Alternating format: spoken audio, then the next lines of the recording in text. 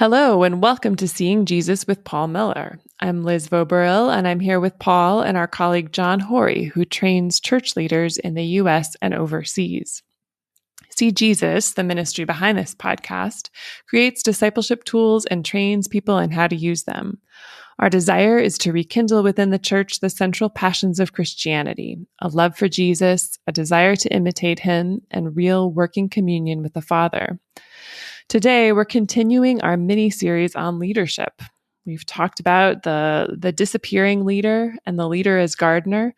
And today, we're widening our focus beyond the leader to the leadership community. Part of Paul's gardening work at See Jesus is this, he's helped create this community covenant, sort of the rules of our garden, so to speak. You can read it at seejesus.net/covenant. But so that's some of the principles, like I said, garden rules that have helped See Jesus. So Paul, as we start in, I just wanted to I haven't worked at a place before where there's a community covenant. Tell us about how you started a covenant at See Jesus, or what the goal was.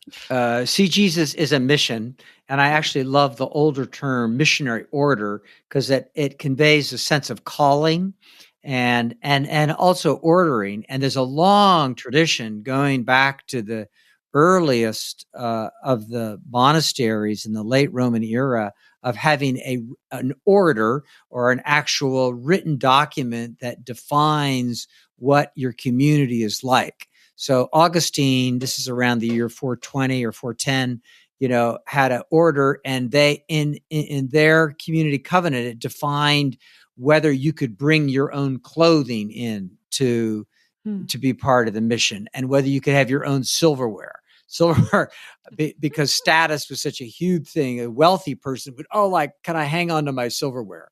And that's why I love about that. That doesn't translate to, but the concern of what we can allow and not allow in community. And we do this for See Jesus, but I would think every church would be blessed by having a community covenant that you read quarterly like we do. And you're welcome to use ours. But just the idea behind this covenant is that, using our gardening theme from last time, is that every community has weeds. And weeds are a problem, but almost a bigger problem is how you handle those weeds. And where this covenant came from, I'll tell you the story of where it came from. When I started working in urban Christian schools many years ago, I was like 23 years old, and I had been teaching there about 6 months, and I was given a Bible curriculum that had 4 lessons on the Sermon on the Mount, and then it went on. And I knew enough about the kids I worked with, and I knew enough about my own heart that we didn't need 4 lessons on the Sermon on the Mount. We needed to burrow into this. So on the bus ride to work, I had my little NIV pocket Bible, and I memorized Matthew 5, 6, and 7. It took me most of the year to do it. And then I wrote 40 Bible lessons, on the Sermon on the Mount for my students. It was 5th and 6th graders. And because I wanted them to live, sleep, eat, and breathe the sermon. So I needed it, they needed it, and we need it now. I guess in that, some of what you're after is the pragmatics of it, right? Like the Sermon on the Mount gets fairly nitty gritty. Right. Is that the kind of thinking, like, okay, Paul, I often think of you as you're always up to getting rid of the floaty spirituality and making it practical. So the Sermon on the Mount just does that writ large. Right. And one of our covenant's 3 pages long, but I would say the dominant theme in our covenant is, what do you do when someone bugs you? or has insulted you, or they just irritate you. Every community has that. And how do you handle that problem? And the easiest thing to do is the sideways conversation. I think that's really helpful to think. When we think about those kinds of issues, we think broadly, what I would call up in the air. And what you're talking about is bringing it to the ground at a tactical level. Right. And so then the first step, in light of what you said, is tactically, naturally, my heart tends to want to go sideways rather than direct to the person I'm bugged by. Right. Right. And so even that step, even though, many of us may know it, to actually have it written down and, you look at it and then you read it again is necessary and helpful, because obviously my heart is bent towards doing the other. Mm-hmm. Right. And what happens is, just go on the negative, is unwittingly, because you don't want to go towards the pain, the potential pain of a difficult conversation with someone, or simply being quiet and receiving the way that person is, you go to another person, they empathize with you, and you have now created a mini tribe. Mm-hmm. And and you guys now you've bonded over the blood of another, because it's striking how every culture at the heart needs a sacrifice to sustain it. And what happens is, and that's a fun community. There's no risk in it. But it is. And then what happens is that gets energy to it, and what you're avoiding is, to use our language, is you're avoiding the J curve, the dying of going to someone and having a conversation about something that bothers you. So it's basically death avoidance, or as to quote you, John's little phrase is skip the dip, like the J curve. I loved it when I found that out, that John was using that. So, skipping, I'm going to skip the J, so I go from the top of one side of the J to way up high. I skip the dip. So, so then practically what the covenant looks like is what do I do then? And one of the most basic moves, Matthew 18, it's the third sermon in Matthew. It's got 5 sermons, Matthew, just like the Pentateuch. So Matthew 18 is, you go to your brother, just you yourself. And what happens is that creates an opportunity for dialogue. It also creates an opportunity for your brother to get mad at you or your brother or sister. But it gets the conversation where it needs to be, as painful as that is. Well, I'm captivated by when you said, when you don't go directly and you instead go to another, that you've now bonded over the blood of another. Right. And what's striking about that is not just the imagery of that when we do that, but if we choose to do the opposite, which you're talking about in terms of Matthew 18, and go directly to another, then we're potentially, and again, not to get too vivid, I'm potentially sacrificing myself. Yes. Yeah. You're entering into a dying. So it's a fellowship of suffering. And one way to avoid dying is just go in with a verbal club, and you just whack them with it, and how do I know this? Because I've done this, this covenant comes out if you put the Sermon on the Mount together with 40 years of my failures and others' failures, you have See Jesus Community Covenant. So the nice thing about coming in and just saying some version of "you idiot" it just gets it over with quickly. Like one of the last thing we want to do is a slow death. Like just shoot me, and so it slows me down to actually. So all the Sermon on the Mount is a lot of the things are there are to slow me down. Mm-hmm. So Matthew 7, the first 5 verses, where you've got to first take the beam out of your own eye. So this person is bugging me for this, and I need to stop and reflect on how I have the same problem. Mm-hmm. Mm-hmm. Yeah, the way this actually gets said in the covenant here, there's a section on keeping short accounts. It says, if someone is bothering you, go first to God, then to the other person. We naturally want to check our opinion by going to another person to confirm our concern, but that will often lead to a mini tribe or a faction where a small group begins to share mutual concerns. Not involving other people keeps a level playing field. And then, it says it's important to go even if you're convinced the other person won't listen. Avoid tribalism by living with the mess of possibly being understood. Yes.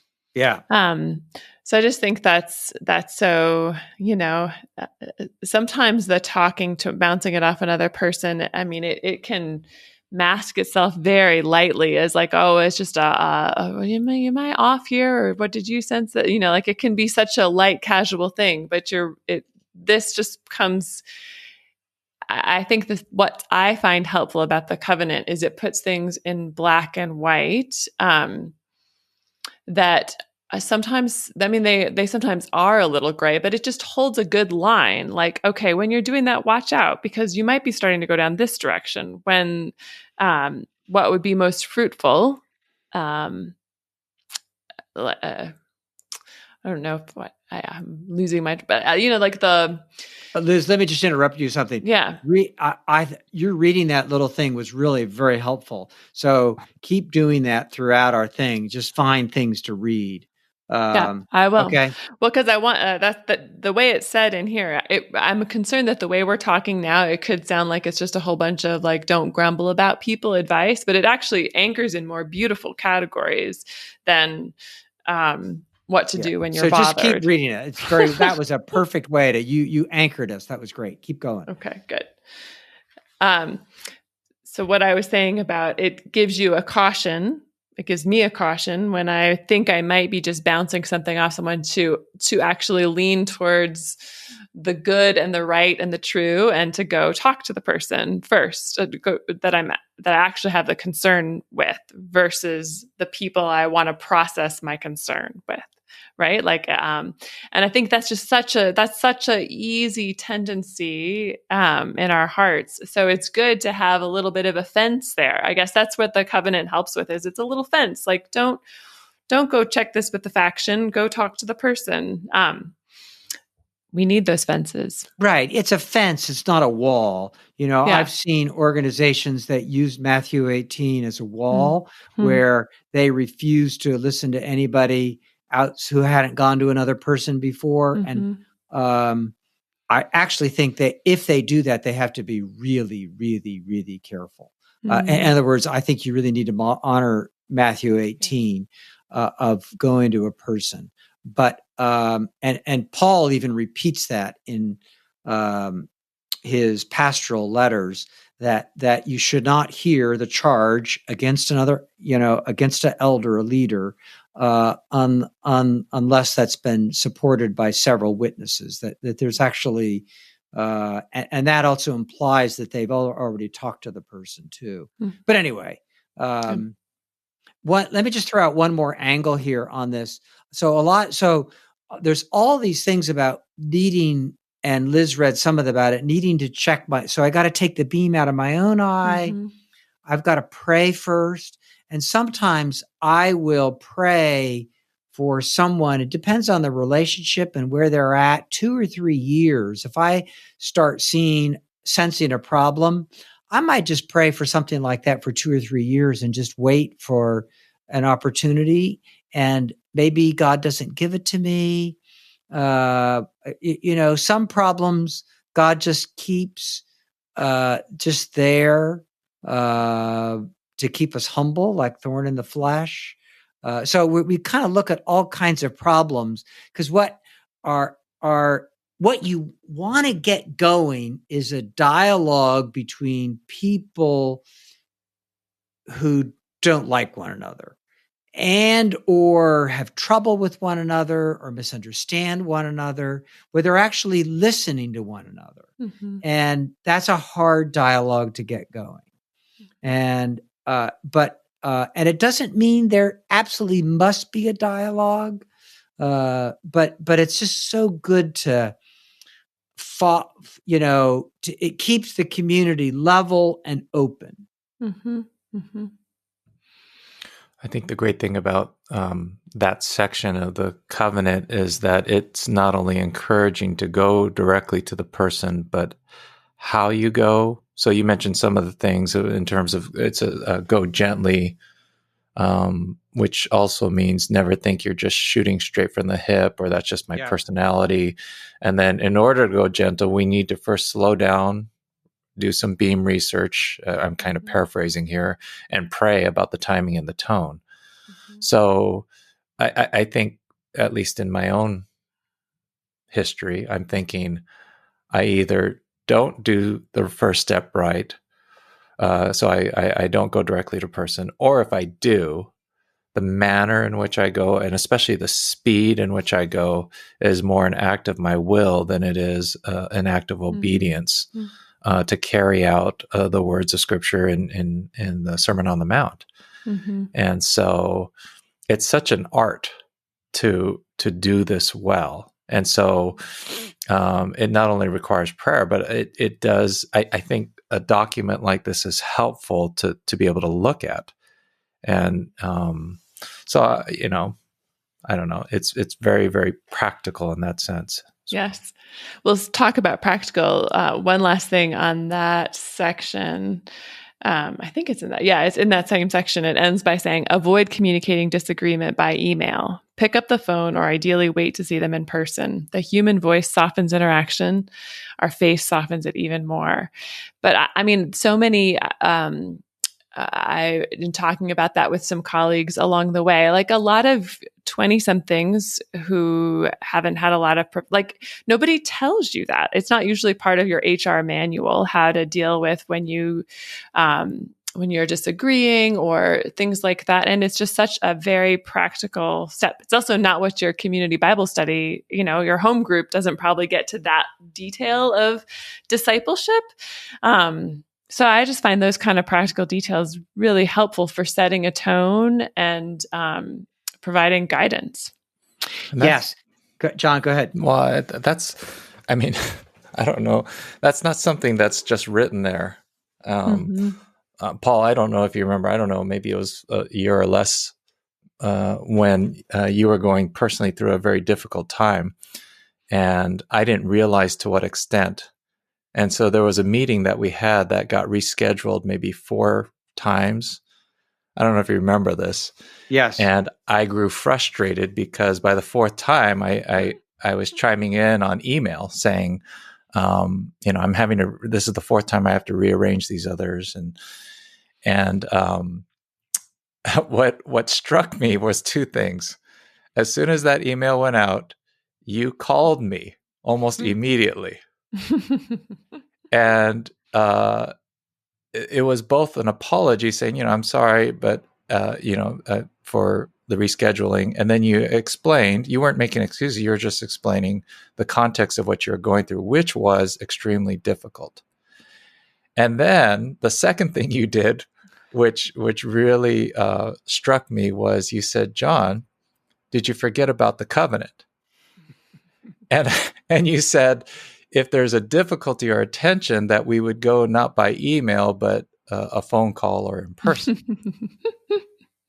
And so it was a dual learning experience just in that short moment where I was appreciating the fact that you did call me directly and that you were also holding me to the covenant that I should have, according to the covenant, done that to begin with. And so it was just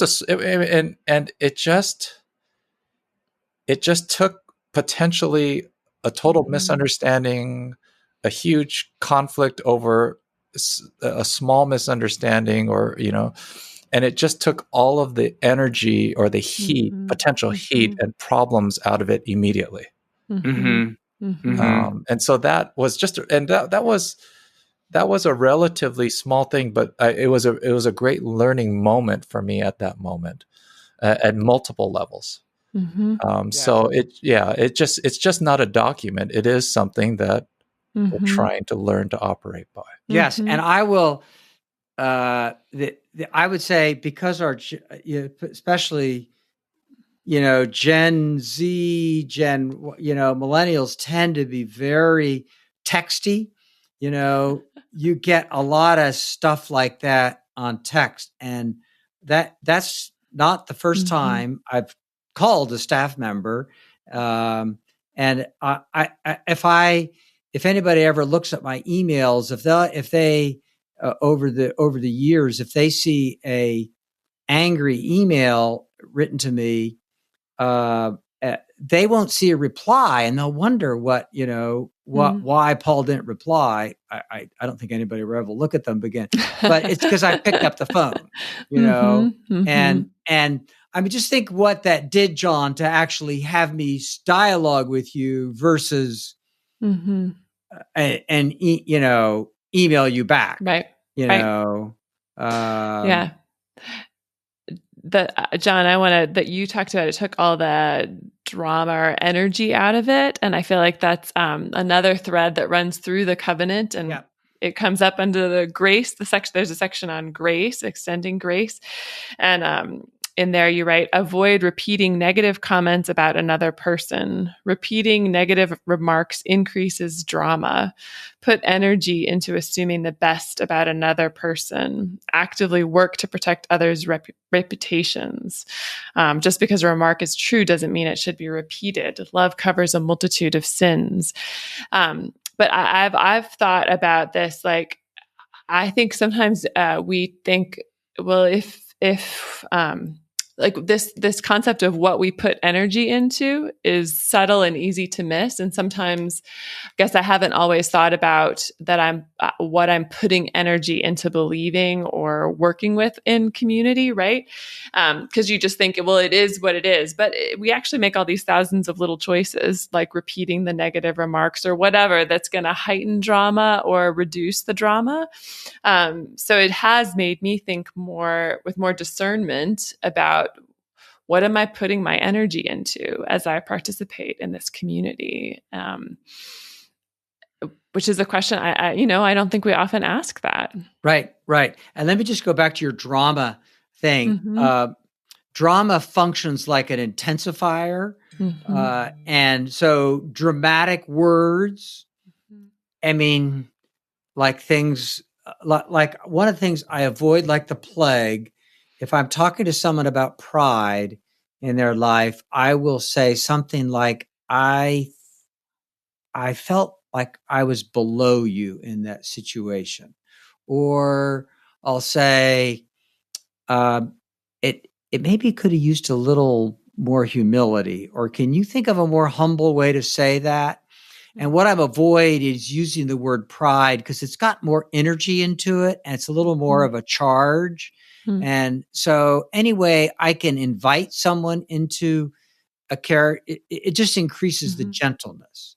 It's not wrong to say it, but it just because having been a drama creator at times, I'm very aware of the danger of drama.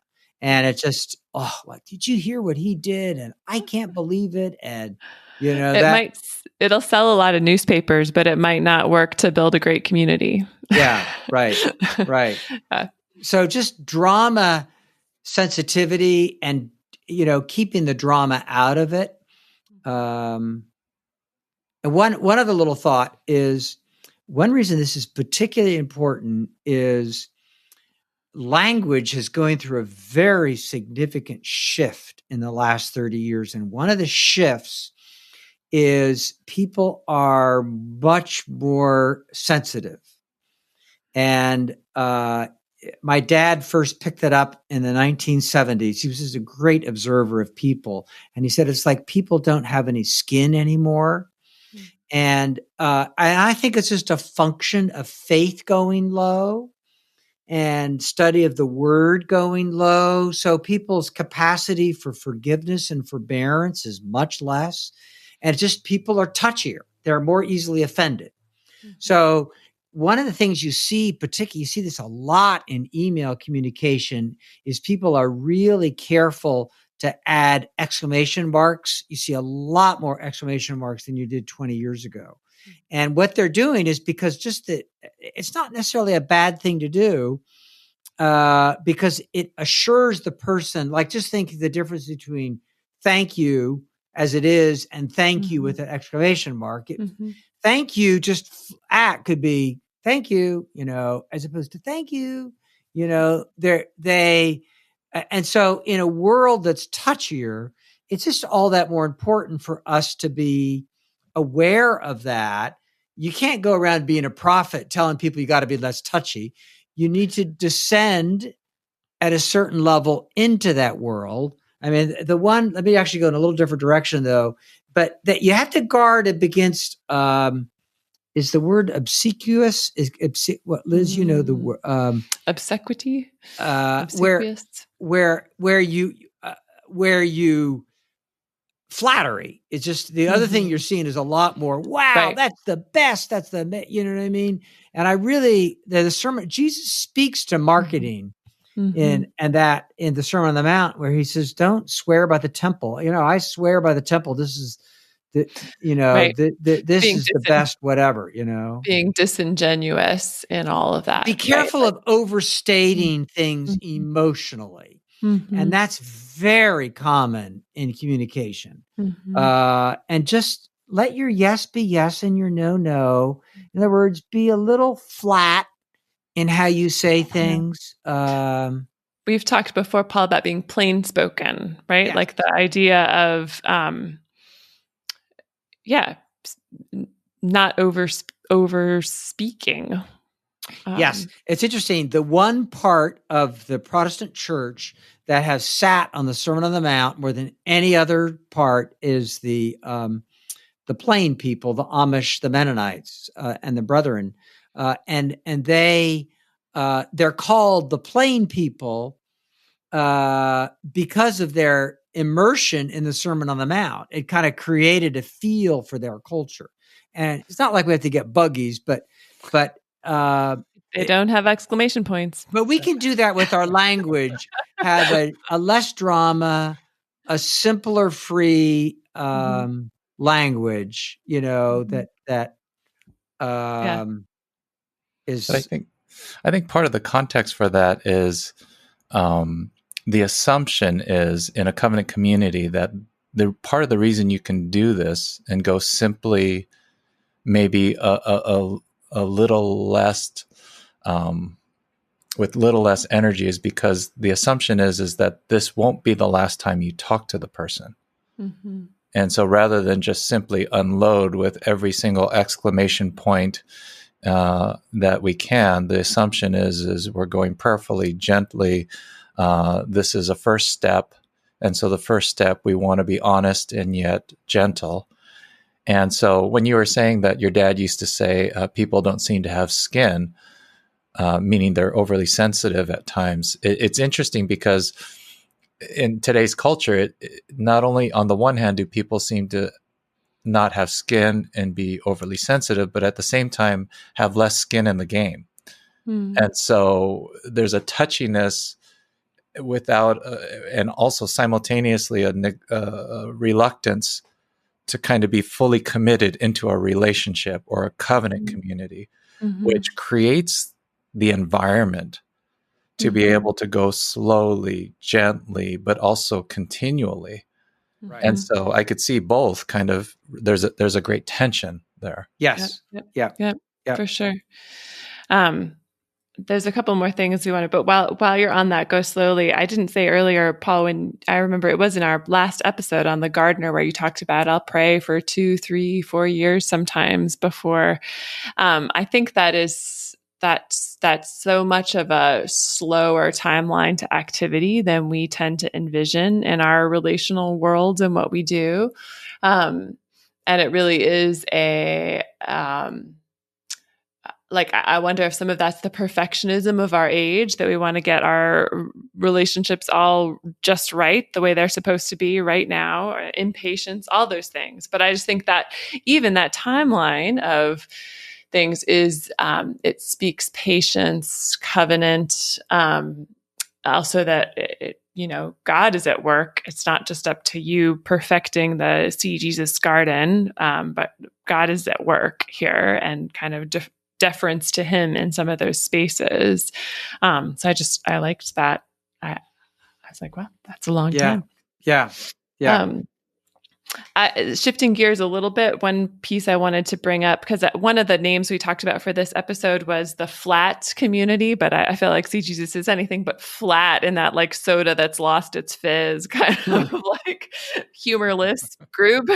But the idea there is like that it's there's room for everybody to be heard. And one of the things there's a section on humility, and in there it says, in meetings, be careful of dominating, especially if you are the leader.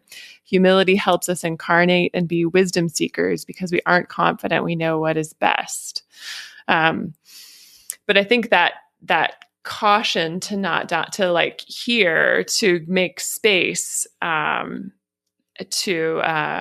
cultivate the conversation across the organization, to hear from the group that might not normally speak on this matter. It is really that takes work to create that kind of space, and even that caution, right? Mm-hmm. To be careful not to dominate. I'll borrow a term from economics. Maybe this isn't a helpful analogy, but a monopoly is not a monopoly is when you have total control over a particular market, and it's not wrong to have monopoly.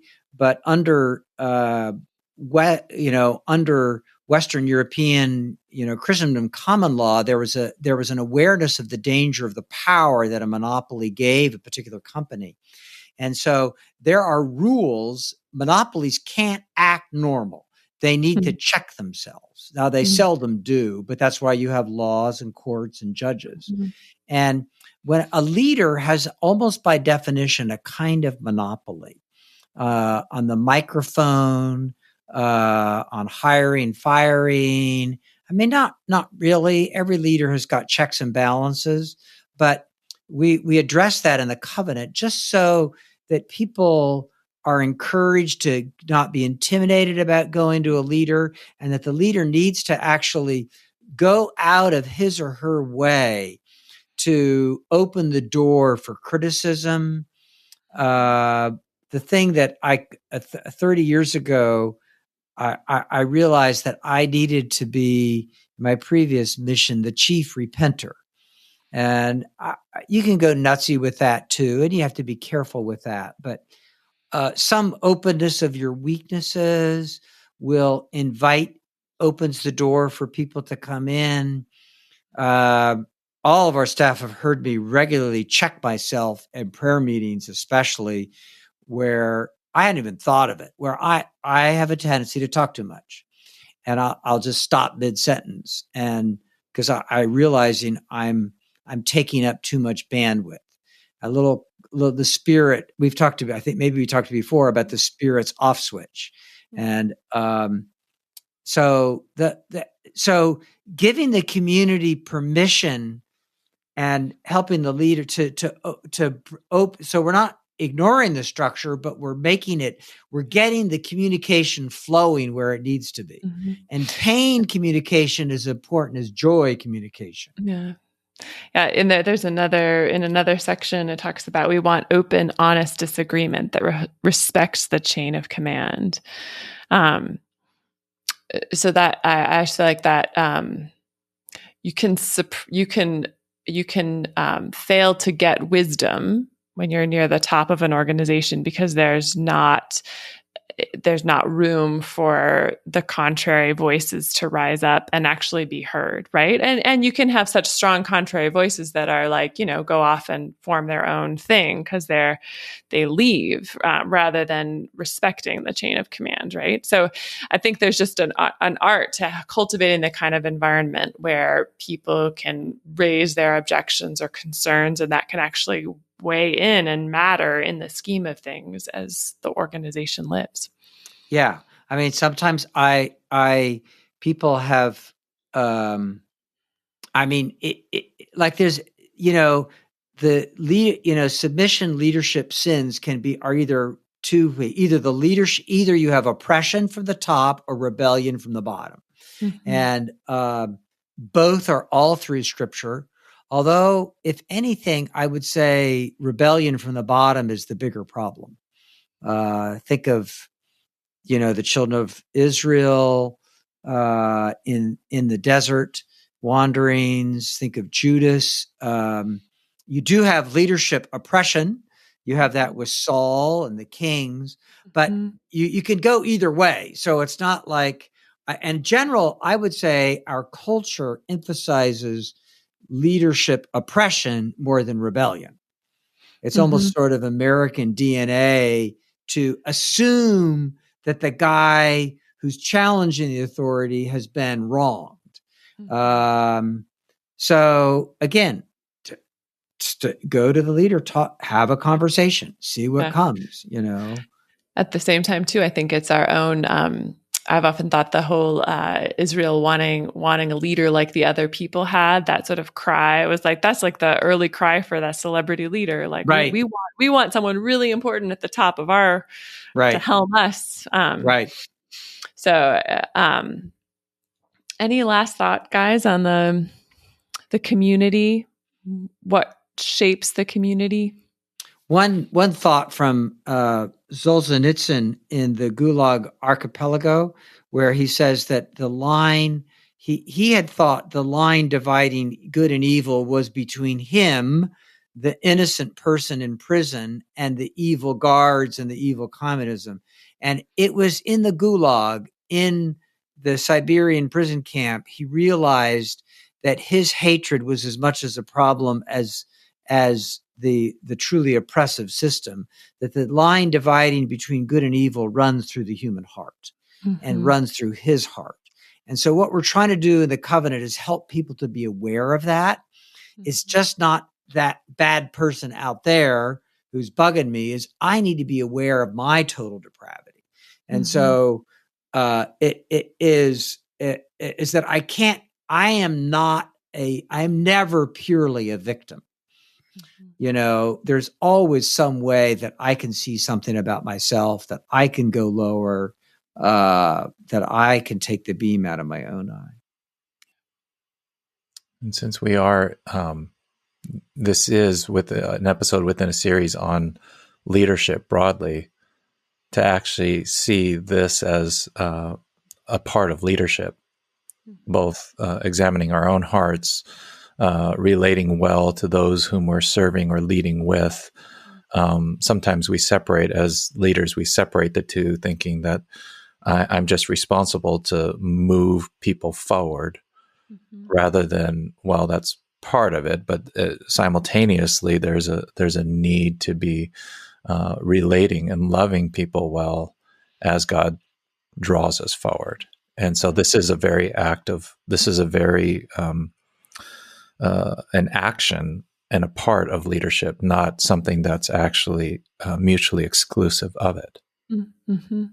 I think sometimes we see the community around the leader as like the passive result of the leader's leadership, versus as like, actually there's intentionality. Like, whether you're aware of it or not, you are cultivating a certain kind of community and a certain kind of habits and practices. And so the covenant just makes it makes it manifest, expresses it, says this is the kind we want to have.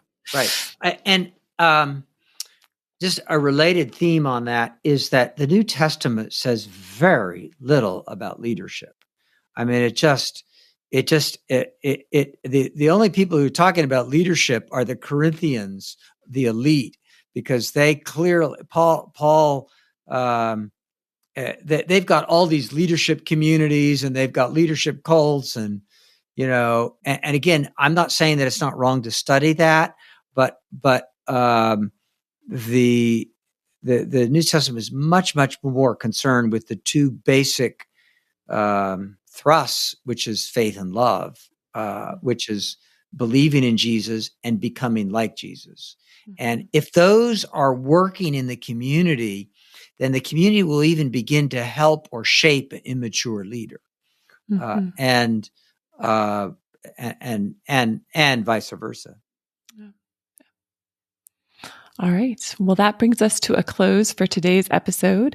If you'd like to receive show notes each time a new episode is posted, you can sign up at cjesus.net/podcast. We always welcome your questions and feedback at podcast@cjesus.net. Thanks for listening.